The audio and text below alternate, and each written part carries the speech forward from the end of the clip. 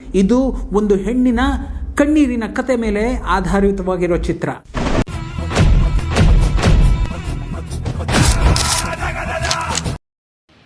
ಮತ್ತು ಚಿತ್ರದುರ್ಗದ ಎಲ್ಲ ಕನ್ನಡ ಕಲಾಭಿಮಾನಿಗಳಿಗೆ ನಿಮ್ಮ ಹೊರಟ ಪ್ರಶಾಂತನ ಆನಂದವಾದ ನಮನಗಳು. ಇವತ್ತು ಏನು ಗ್ಯಾಂಗ್ಸ್ ಆಫ್ UK ಒಂದು ಎಲ್ಲ ಕಡೆಯಿಂದನೂ ಒಂದು ಅದ್ದೂರಿಯಾಗಿ ಒಂದು ಸೌಂಡ್ ಮಾಡ್ತಿರೋ ಚಿತ್ರ ಗ್ಯಾಂಗ್ಸ್ ಆಫ್ UK ಅಂತ ಹೇಳೋದಕ್ಕೆ ಖುಷಿ ಆಗುತ್ತೆ. ಜನ ಉತ್ತರ ಕರ್ನಾಟಕದ ಏನು ಒಂದು ವಿಚಾರ ಮತ್ತು ವಿಷಯಗಳನ್ನ ಇಟ್ಕೊಂಡು ಇದನ್ನು ಮುಂದಕ್ಕೆ ಹೊರಟಿದ್ದೀವಿ. ಅದು ಯಥೇಚ್ಛವಾಗಿ ಉತ್ತರ ಕರ್ನಾಟಕದಲ್ಲಿ ತಲುಪ್ತಿದೆ ಅನ್ನೋ ಒಂದು ಖುಷಿ ಇದೆ. Gangs of UK Ravi sir ಅವರ ಒಂದು ಕನಸು, ಭಾಳ ವರ್ಷಗಳ ಒಂದು ಕನಸಿನ ಕೂಸನ್ನು ಸಾಕಾರಗೊಳಿಸಿ ಇವತ್ತು ನಿಮ್ಮ ಮುಂದೆ ತೆರೆಗೆ ತರೋದಕ್ಕೆ ಎಲ್ಲ ಸಿದ್ಧತೆಗಳನ್ನ ಮಾಡ್ಕೊಂಡಿದ್ದಾರೆ. ಈ ಚಿತ್ರದಲ್ಲಿ ರಮೇಶ್ ಅಣ್ಣವರ ಡೈಲಾಗ್ಸ್ ಇರ್ಬೋದು, ರೆಡ್ಡಿ ಅವರ ಎಡಿಟಿಂಗ್ ಇರ್ಬೋದು, ಮತ್ತು ಈ ಒಟ್ಟು ಚಿತ್ರದಲ್ಲಿ ಸರಿಸುಮಾರು ಒಂದು 50ರಿಂದ 53 ಜನ ಕಲಾವಿದರಿದ್ದಾರೆ. ಒಂದಷ್ಟು ಜನ ಹಳಬರಿದ್ದೀವಿ, ಒಂದಷ್ಟು ಜನ ಹೊಸಬರಿದ್ದಾರೆ. ಪ್ರತಿಯೊಬ್ಬರು ಕೂಡ ತಮ್ಮ ತಮ್ಮ ಪಾತ್ರಗಳಲ್ಲಿ ಬಹಳ ಅಚ್ಚುಕಟ್ಟಾಗಿ ತಮ್ಮ ಕೆಲಸಗಳನ್ನ ನಿಭಾಯಿಸಿದ್ದಾರೆ. ಈಗ ಆಲ್ರೆಡಿ ನೀವು ಟ್ರೈಲರ್ನ ನೋಡಿರ್ತೀರಿ, ಟೀಸರ್ನ ನೋಡಿರ್ತೀರಿ. ಅದ್ರ ಬಗ್ಗೆ ಖುಷಿ ಇದೆ. ಪ್ರತಿಯೊಬ್ಬರು ಕೂಡ ತಮ್ಮ ಪಾತ್ರಗಳನ್ನ ಬಹಳ ಅಚ್ಚುಕಟ್ಟಾಗಿ ನಿಭಾಯಿಸಿದ್ದಾರೆ. ಪ್ರತಿಯೊಂದು ಪಾತ್ರಗಳ ಕೈಲಿ ಕೂಡ ನಿರ್ದೇಶಕರು ತಮಗೆ ಏನು ಬೇಕೋ ಅದನ್ನೆಲ್ಲ ಅಚ್ಚುಕಟ್ಟಾಗಿ ಕೆಲಸಗಳನ್ನ ತೆಗೆದಿದ್ದಾರೆ. ಇದು ಒಂದು ಬೇರೆನೇ ಒಂದು ಅಧ್ಯಾಯ ಬರೆಯುವಂಥ ಒಂದು ಸಿನಿಮಾ ಆಗುತ್ತೆ ಅನ್ನೋ ನಂಬಿಕೆ ನನಗೆ. ಯಾಕಂದ್ರೆ ನಾನು ಕಥೆ ಕೇಳಿದಾಗನೇ ಬಹಳ ಖುಷಿ ಪಟ್ಟು ಒಪ್ಪಿ ಮಾಡಿದಂಥ ಸಿನಿಮಾ ಇದು. ನಿಮ್ಮೆಲ್ಲರಿಗೂ ರಂಜಿಸೋದಕ್ಕೆ ಏಪ್ರಿಲ್ 10ಕ್ಕೆ ನಿಮ್ಮ ಮುಂದೆ ಬರ್ತಾ ಇದ್ದೀವಿ. ನಿಮ್ಮೆಲ್ಲರ ಪ್ರೋತ್ಸಾಹ ಇರಲಿ, ಆಶೀರ್ವಾದ ಇರಲಿ. ಥಿಯೇಟ್ರಿಗೆ ಬನ್ನಿ, ಸಿನಿಮಾ ನೋಡಿ, ಪೈರಸಿ ಆದಷ್ಟು ಸ್ಟಾಪ್ ಮಾಡಿ. ನಿಮ್ಮೆಲ್ಲರ ಒಂದು ಸಪೋರ್ಟ್ ಈ ಚಿತ್ರಕ್ಕಿರಲಿ ಅಂತ ಕೇಳ್ಕೊಂತೀನಿ. Thank you. ಬೇರೆ ಪೀಠಿಕೆ ಇಲ್ಲದೆ ನೇರವಾಗಿ ಸಿನಿಮಾ ವಿಷಯಕ್ಕೆ ಬರ್ತೀನಿ. ಗ್ಯಾಂಗ್ಸ್ ಆಫ್ UK ಇದು ರವಿ ಶ್ರೀವಾಸ್ ಅವರ ನಿರ್ಮಾಣದ ಮೊದಲನೇ ಚಿತ್ರ. ಈ ಏಪ್ರಿಲ್ 10ಕ್ಕೆ ರಿಲೀಸ್ ಆಗ್ತಾ ಇದೆ. ತುಂಬ ಮುಖ್ಯವಾಗಿ ಈ ಸಿನಿಮಾ ಟ್ರೈಲರ್ ಬಿಟ್ಟಿದ್ದೀವಿ ನಾವು. ಭಾಳಷ್ಟು ಜನ ವೈಲೆನ್ಸ್ ಅಂತ ಹೇಳ್ತಿದ್ದಾರೆ. ನೀವೇನು ಫೀಲ್ ಮಾಡಿದ್ದೀರಾ ಅಂತ ನನಗೆ ಗೊತ್ತಿಲ್ಲ, ನೀವು ನೋಡಿರಬಹುದು. ವೈಲೆನ್ಸ್ ಅಂತ ಅನ್ನೋದು ಬಹುಶಃ ಇಲ್ಲಿ ಯಾರು ಪ್ರಶ್ನೆ ಮಾಡಲ್ಲ ಅಂತ ನಾನು ಅಂದ್ಕೊಂಡಿದ್ದೀನಿ. ಯಾಕಂದರೆ ಚಿತ್ರದುರ್ಗ, ಇಲ್ಲಿರೋ ಕಲ್ಲಿನ ಕೋಟೆ, ಓಬವ್ವ, ಮದಕರಿ ನಾಯಕ ಅಂತೆಲ್ಲ ತೆಗೆದಾಗ ತಮ್ಮವ್ರನ್ನ ತಾವು ರಕ್ಷಿಸಬೇಕು ಅಂತಂದಾಗ ರಕ್ತನೇ ಹರಿಸಿರೋದವರು. ಸೊ ಇಲ್ಲೂ ಕೂಡ ಅದೇ ಥರದ ಒಂದು ಕತೆ.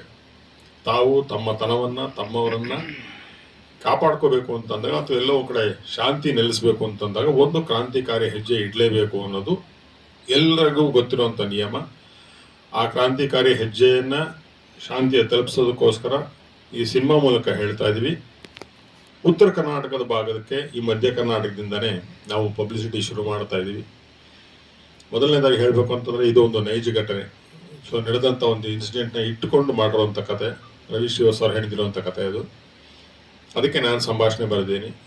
ತುಂಬ ವಿಶೇಷವಾಗಿ ಇದರಲ್ಲಿ ಕಾಣಿಸುವಂಥದ್ದು ಏನಪ್ಪ ಅಂತಂದರೆ, ಭಾಳಷ್ಟು ಜನ ಅಂತ ರೆಗ್ಯುಲರ್ ಫಾರ್ಮೆಟಲ್ಲಿ ಏನು ಸಿನಿಮಾ ಅಂತ ಅನ್ಕೊಂತೀವಿ, ಒಂದು ಹೀರೋ ಹೀರೋಯಿನ್ನು, ಸಾಂಗ್ಸ್ ಇರುತ್ತೆ, ಫೈಟ್ ಇರುತ್ತೆ, ಆ ಥರದ್ದು ಯಾವುದೂ ಇಲ್ಲದೆ ನಿಮಗೆ ನೀವು ಅಂದುಕೊಂಡಿದ್ದು ಯಾವುದೂ ನಡೀದೆ ವಿಚಿತ್ರವಾದ ತಿರುವುಗಳನ್ನ ಈ ಸಿನಿಮಾದಲ್ಲಿ ಕಾಣಿಸ್ತಾ ಹೋಗ್ತೀರಿ. ಈಗ ರವಿ ಶ್ರೀವಾಸ್ ಅವರು ಪ್ರಶಾಂತ್ ಅವ್ರನ್ನ ಒಂದು ಮುಖ್ಯ ಭೂಮಿಕೆಯಲ್ಲಿದ್ದಾರೆ ಅಂತಲೇ ಹೇಳಿದರು. ಅವನ ನಾಯಕ ಅಂತ ಹೇಳಲಿಲ್ಲ. ಅವರು ಮೇಜರ್ ಕ್ಯಾರೆಕ್ಟರ್ ಅಂತ ಯಾಕೆ ಹೇಳ್ತೀವಿ ಈ ಸಿನಿಮಾದಲ್ಲಿ ಅಂತಂದರೆ, ಒಂದು ರೆಗ್ಯುಲರ್ ಫಾರ್ಮೆಟಲ್ಲಿ ಹೀರೋ ಹೀರೋಯಿನ್ನು ಆ ಥರದ್ದೊಂದು ಕಥೆ ಇಲ್ಲ ಇದು.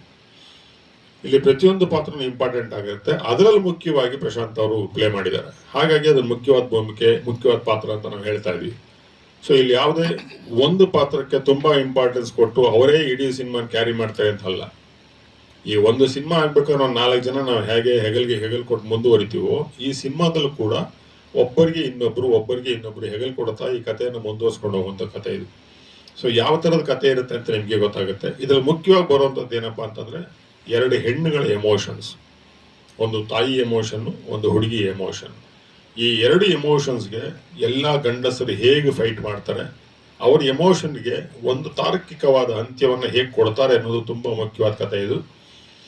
ಸೊ ಒಂದು ಕಲ್ಟ್ ಸಿನಿಮಾ ಅಂತಾರೆ, ನಮ್ಮ ಮಣ್ಣಿನ ಸಿನಿಮಾ, ನಮ್ಮ ಕೋಪ, ಆಕ್ರೋಶ, ದ್ವೇಷ, ಸೇಡು ಏನೇನಿದಾವೆ ಎಲ್ಲವೂ ಅಂದರೆ ನವರಸಗಳು ನಮ್ಮಲ್ಲಿ ಹೇಗೆ ಕಾಣಿಸುತ್ತೆ ಅದು. ಇದಕ್ಕೆ ಯಾವುದು ಬಣ್ಣ ಕಟ್ಟಿ ಮಾಡುವಂಥ ಸಿನಿಮಾ ಇಲ್ಲ ಅಂಥದ್ದು. ನೈಜವಾಗಿ ಏನು ನಡೆಯುತ್ತೆ, ಆವಾಗ ಏನಾಗುತ್ತೆ ಆ ಥರದ ಒಂದು ರಿಯಾಕ್ಷನ್ನೇ ಇಟ್ಕೊಂಡು ಮಾಡಿರುವಂಥ ಸಿನಿಮಾ. ಮನುಷ್ಯ ಹೇಗೆ ರಿಯಾಕ್ಟ್ ಮಾಡ್ತಾನೆ ಅನ್ನೋದು. ಹಾಗಾಗಿ ಇದನ್ನು ಒಂದು ಕಲ್ಟ್ ಸಿನಿಮಾ ಅಂತ ಹೇಳ್ತಾ ಇದೀವಿ. ಸೊ ಆ ಕಲ್ಟ್ ಸಿನಿಮಾನ ಬಹುಶಃ ಇವತ್ತಿನ ಬಹಳಷ್ಟು ಜನ ಏನೇನು ರಿಯಲಿಸ್ಟಿಕ್ ಸಿನಿಮಾ ಇಷ್ಟಪಡ್ತೀವಿ ಅಂತಂದ್ರೆ ಆ ಥರ ಇಷ್ಟಪಡೋ ಜನ ಇಲ್ಲಿದ್ದಾರೆ ಅಂತ ಅನ್ಕೊಂಡಿದ್ವಿ. ಈ ಸಿನಿಮಾನ ನಮ್ಮ ಕನ್ನಡ ಜನತೆ ಇದುವರೆಗೂ ನೋಡಿದವ್ರು ಏನು ವೈಲೆನ್ಸ್ ಅಂತ ಹೇಳ್ತಿರೋ ಅದಲ್ಲ, ಇದು ವೈಲೆನ್ಸ್ ಅಲ್ಲ, ಇದು ರಿಯಲಿಸ್ಟಿಕ್ ಸಿನಿಮಾ ಅಂತ ಒಪ್ಪಿಕೊಂಡು ನಮ್ಮನ್ನು ಅಪ್ಕೋತಾರೆ ಅನ್ನೋ ನಂಬಿಕೆ ಇದೆ. ಆ ನಂಬಿಕೆಯಿಂದ ಇಲ್ಲಿಂದ ಬಂದಿದ್ದೀವಿ. ನಾವು ನಮ್ಮ ಪಬ್ಲಿಸಿಟಿ ಶುರು ಮಾಡ್ತಾ ಇದೀವಿ ನಿಮ್ಮ ಮಾಧ್ಯಮದ ಮಿತ್ರರ ಪ್ರಕಾರ. ಬಿಕಾಸ್ ನಾನು ಪ್ರತಿ ಸಲ ಮಾಧ್ಯಮದ ಮಿತ್ರರನ್ನ ಹೇಳ್ತೀನಿ ಸೇತುವೆ ಅಂತ ಅಂತೀನಿ. ನಾವು ಮಾಡೋ ಎಲ್ಲ ಕೆಲಸನ ಜನಕ್ಕೆ ತಪ್ಪಿಸೋ ಸೇತುವೆ ಕೆಲಸನ ಅವರೇ ಮಾಡೋದು ಅಂತ. ಆ ಸೇತುವೆ ಮೂಲಕ ಈಗ ಜನರಿಗೆ ತಪ್ಪಿಸೋ ಕೆಲಸ ಶುರು ಮಾಡಿದ್ದೀವಿ. ಅದರಲ್ಲಿ ಬಹುಶಃ ನಾವು ಯಶಸ್ವಿ ಆಗೋಕ್ಕೆ ನಿಮ್ಮ ಪಾತ್ರ ಮುಖ್ಯ. ಎಲ್ಲದಕ್ಕಿಂತ ಹೆಚ್ಚಾಗಿ ಅಭಿಮಾನಿಗಳಂದರೆ ಚಿತ್ರರಂಗನ ಯಾರು ಇಷ್ಟಪಡ್ತಾರೋ ಆ ಅಭಿಮಾನಿಗಳ ಪಾತ್ರ ಮುಖ್ಯ. ನಿಮ್ಮೆಲ್ಲರ ಪಾತ್ರ ಮುಖ್ಯವಾಗಿ ನಮ್ಮನ್ನ ಜಯಶೀಲರಾಗಿ ಮಾಡಬೇಕು ಅಂತ ಕೇಳ್ಕೊತಾ ಇದೀವಿ. Thank you very much. ಕ್ರೂರವಾಗಿದೆ, ತುಂಬಾ ಆವೇಶಭರಿತವಾಗಿದೆ, ರಕ್ತಪಾತ ತುಂಬಿದೆ, ಹಾಗಿದೆ ಹೀಗಿದೆ ಅಂತೆಲ್ಲ ಹೇಳ್ತಾರೆ.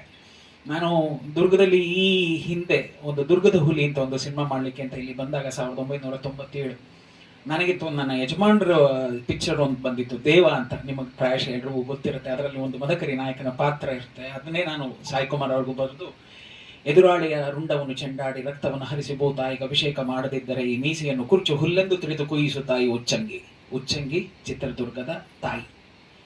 ಅಂದ್ರೆ ಮದಕರಿ ನಾಯಕರು ಕೂಡ ಯುದ್ಧಕ್ಕೆ ಹೊರಡೋ ಮುನ್ನ ಆವೇಶಭರಿತರಾಗಿ ರೊಚ್ಚಗೆದ್ದು, ಏನೇ ಆಗ್ಲಿ ಹೈದರಾಳಿ ಇದನ್ನ ತಲೆನ ತಂದು ನಿನ್ನ ಕಾಲತ್ರ ಹಾಕ್ತೀನಿ, ಹಾಗಾಗ್ಲಿಲ್ಲ ಅಂತಂದ್ರೆ ನನ್ನ ಮೀಸೆನ ನಾನು ಒಂದು ಕುರ್ಚು ಹುಲ್ಲಂದು ಇದು ಮಾಡಿ ಕೂಸಾಕೋ ತಾಯಿ ಅಂತ ಹೇಳಿ ಹೋಗೋ ಆ ಒಂದು ಆವೇಶಭರಿತದ ಒಂದು ದೃಶ್ಯ ಏನಿದೆ, ಅದು ಕೂಡ ಒಬ್ಬ ಬರಹಗಾರನಾಗಿ ನನಗೆ ಈ ಸಿನಿಮಾಗೆ ಒಂದು ಬುನಾದಿ ಆಗುತ್ತೆ. ನಿನ್ನೆ ಎಲ್ಲ ನಾವು ಮಾತಾಡ್ಬೇಕಾದ್ರೆ ಎಲ್ಲೋ ಒಂದ್ ಕಡೆ ಅನ್ನಿಸ್ತು, ಗಾಂಧಿಯ ತತ್ವ ಸಂಪೂರ್ಣವಾಗಿ ಹೊರಟೋಗಿದೆ. ಈ ಕೆನ್ನೆಗೆ ಹೊಡೆದ್ರೆ ಇನ್ನೊಂದು ಕೆನ್ನೆ ಕೊಡು ಅಂತ ಹೇಳೋ ಗಾಂಧಿ ತತ್ವ ಹೋಗಿ, ಈ ಕೆನ್ನೆಗೆ ಹೊಡೆದ್ರೆ ನಾನೊಂದು ತಲೆಯನ್ನ ತೆಗಿತೀನಿ ಅನ್ನೋ ಒಂದು ಆವೇಶಭರಿತದ ಒಂದು ಸನ್ನಿವೇಶಗಳನ್ನ ಈಗ ನಾವು ನಮ್ಮ ಸಮಾಜದಲ್ಲಿ ಎದುರಿಸ್ತಾ ಇದ್ದೇವೆ. ಯಾರು ಕೂಡ ತಲೆ ತೆಗೆಸೋದಕ್ಕೆ ಇಷ್ಟಪಡೋದಿಲ್ಲ, ಯಾರಿಗೂ ಕಮ್ಮಿ ಇಲ್ಲ. ಯಾಕೆ ಅಂತಂದ್ರೆ ಸಮಾಜ ಬದಲಾಗಿದೆ, ಎಲ್ಲವೂ ಬದಲಾಗಿದೆ, ಜನ ಬದಲಾಗಿದ್ದಾರೆ. ದ ಪೇಸ್ ಆಫ್ ಲೈಫ್ ಅಂತ ಏನ್ ಕರಿತೀವಿ, ಆ ಸ್ಪೀಡ್ ಅಂತ ಏನ್ ಕರಿತೀವಿ, ಅದು ತುಂಬಾ ಇವತ್ತು ಎಲ್ಲರಲ್ಲೂ ಆವರಿಸ್ಕೋತಾ ಇದೆ. ಯಾರೂ ಇಲ್ಲದ ಪರಿಸ್ಥಿತಿ ಆಗ್ತಾ ಇದೆ. ಹೀಗಿರುವಾಗ ಯಾಕೆ ತಲೆಯನ್ನು ತಗ್ಗಿಸ್ತಾರೆ? ಸೊ ಆ ಹೆಣ್ಮಗು ಕೂಡ ಯಾವ ರೀತಿಯಲ್ಲಿ ಬಲಿಯಾದ್ಲೋ ಆ ಬಲಿಯಾದ ಕಥೆಯನ್ನ ನಾವು ತಂದಿಲ್ಲಿಟ್ಟಿದ್ದೇವೆ. ಅಲ್ಲೆಲ್ಲೋ ಕೂಡ ಒಬ್ಬರಿಗೆ ಒಬ್ಬರು ಅಂತ ಹೋಗ್ತಾ 55-56 ಜನ ಒಂದು ಕತೆಗೆ ತಮ್ಮ ತಲೆಯನ್ನ ಕೊಡ್ತಾ ಹೋಗ್ತಾರೆ. ಅಂದ್ರೆ ನಾವು ಹೇಳೋದೇನು ಅಂತಂದ್ರೆ, ರಕ್ತ ನಿರಂತರವಾಗಿ ಹರಿತಾ ಹೋಗುತ್ತೆ, ರಕ್ತ ತನ್ನ ಗುರುತನ್ನ ಬಿಟ್ಟು ಹೋಗುತ್ತೆ. ಆದ್ರೆ ಆ ರಕ್ತನ ಯಾರೆಲ್ಲ ಬಸ್ತಿದ್ದಾರೆ, ಯಾರೆಲ್ಲ ಅದನ್ನ ಹೊರಗೆ ಎಳೆದಿದ್ದಾರೆ, ಅವರೆಲ್ಲ ಪಾತ್ರವಾಗಿ ಬಂದು ಹೋಗ್ತಾರೆ. ಬಟ್ ಇದು ಮಾತ್ರ ನಿರಂತರವಾಗಿ ಹರಿತಾ ಇದೆ, ಅಂದ್ರೆ ಜಿದ್ದು ನಿರಂತರವಾಗಿ ಹರಿತಾ ಇದೆ. ಅದು ಇಲ್ಲಿ ಅಂತ ಹೇಳಲಿಕ್ಕೂ ನಾನು ಇಷ್ಟಪಡ್ತೇನೆ.